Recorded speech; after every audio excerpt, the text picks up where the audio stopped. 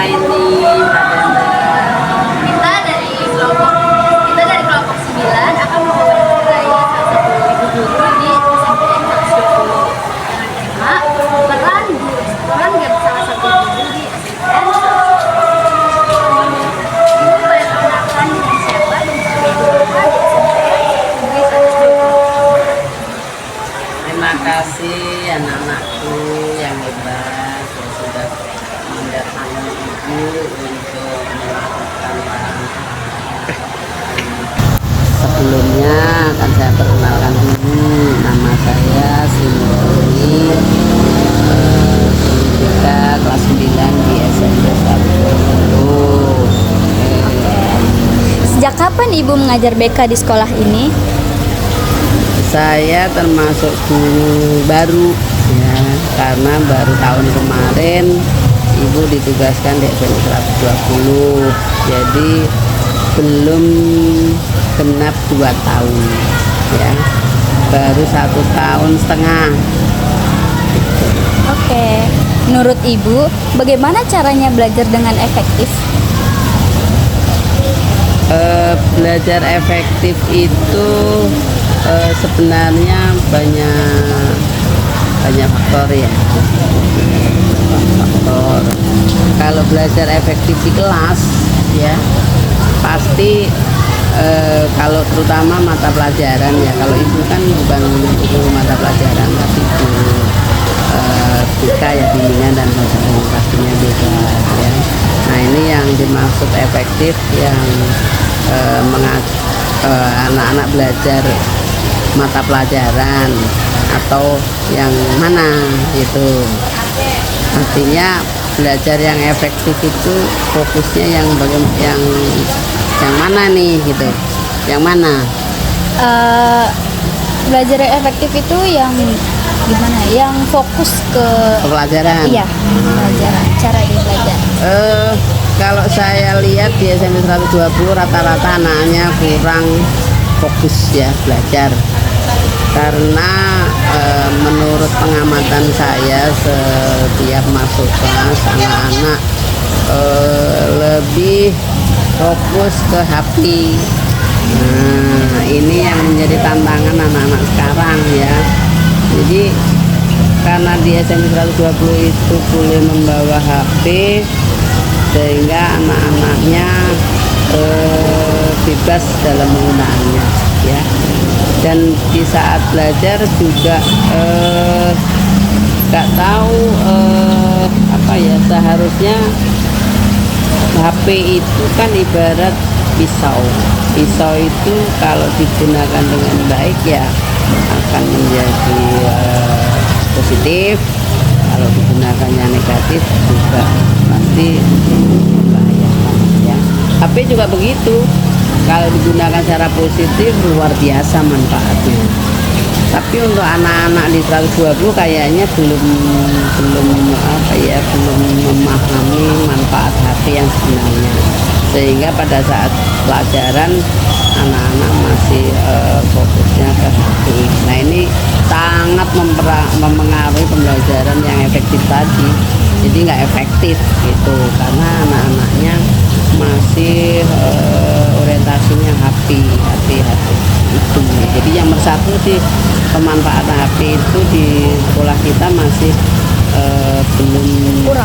belum dimanfaatkan sama anak-anak itu sebagaimana mestinya, masih digunakan untuk yang bukan tugas gitu. Bagaimana cara mengatur waktu yang baik antara belajar dan beraktivitas lainnya? Untuk anak-anak ya, anak-anak ini lebih saran kalau anak-anak seharusnya belajar di sekolah ya fokus di sekolah. Nah di rumah ya pasti ada tugas-tugas yang dipersiapkan anak-anak di rumah. Itu apa? Pertama, mengulang pelajaran yang tadi, kemudian juga mempersiapkan untuk besok. Nah ini anak-anak kayaknya di sekolah juga kurang, di rumah juga kurang, apalagi orang tua tidak mendampingi. Nah itu yang menjadi masalah sebenarnya ya.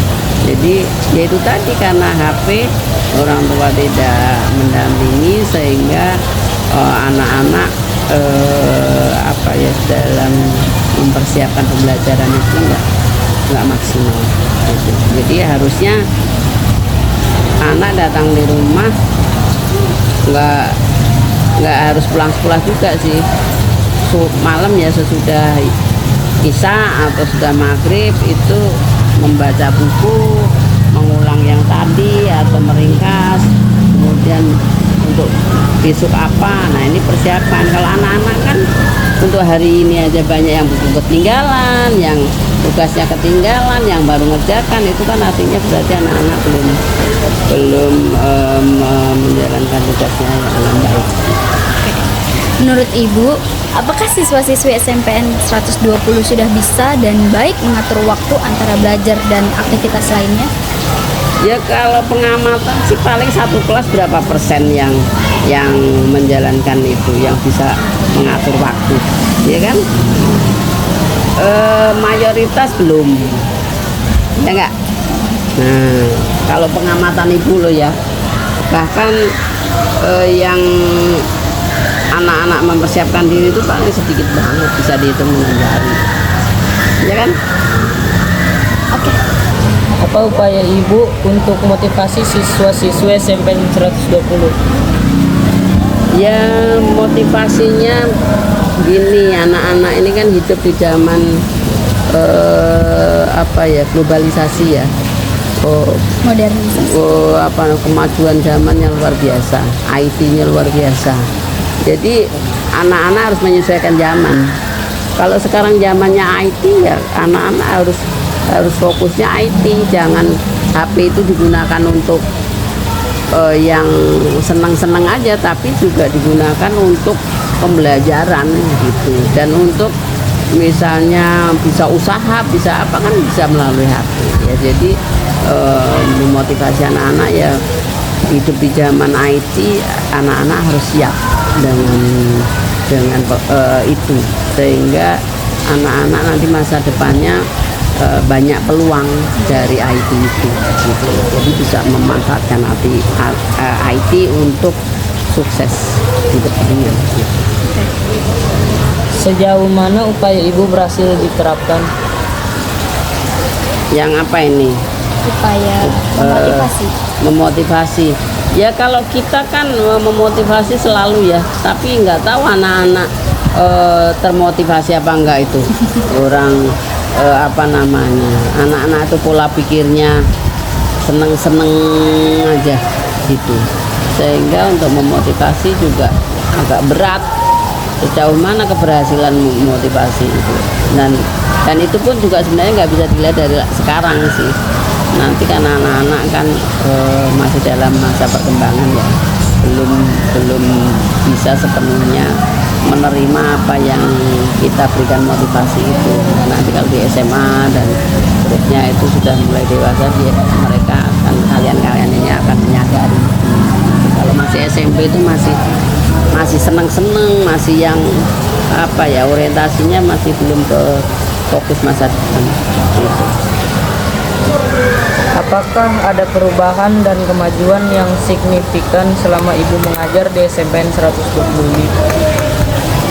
Ya Ibu kan baru ya, tapi kalau dilihat alumninya gitu ya, banyak yang sukses, tapi banyak juga yang enggak gitu. Ya itulah apa namanya, dalam pembelajaran di sekolah kan kita lihat outputnya dari kita lihat keberhasilan anak-anak dari output dari outputnya ya. Nah, kita karena saya baru ya nggak tahu datanya keberhasilan sekolah itu seberapa persen gitu, belum lihat datanya. Pertanyaan terakhir, apakah ada hal-hal yang berkesan selama Ibu di sini? Ya di sini itu kan sekolah pinggiran ya, di pinggir laut gitu ya. Kesannya ya apa ya, Kalau secara umum sama sih sebenarnya dengan sekolah-sekolah lain. Cuman di sini agak lebih ini aja sebenarnya perlu perhatian khusus untuk pendekatan dengan anak-anak karena memang latar belakang anak-anak di sini itu apa ya, dari keluarga yang papa menengah ke bawah lah ya, jadi kita menghadapi anaknya juga harus dengan pendekatan yang khusus gitu. Oke. Sebentar. Terima kasih Ibu Sri telah meluangkan waktu untuk wawancara hari ini. Oke, terima kasih juga. Mudah-mudahan kalian bisa memetik apa yang sudah kita bicarakan hari ini. Ya, sukses buat kalian. Oke. Assalamualaikum. Selamat siang. Selamat Dadah. siang.